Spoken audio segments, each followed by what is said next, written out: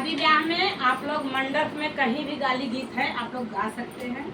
और लेके आई है हिंदू जी भी साथ में। देखा भैया कि पहले रहल हिंदू मुसलमान पासी 3 जतिया, हाँ। अब अहिर रखियन भैया, केहू के बहिन हो तो बताओ। अब अहिर रखियन। अमुआ बाहू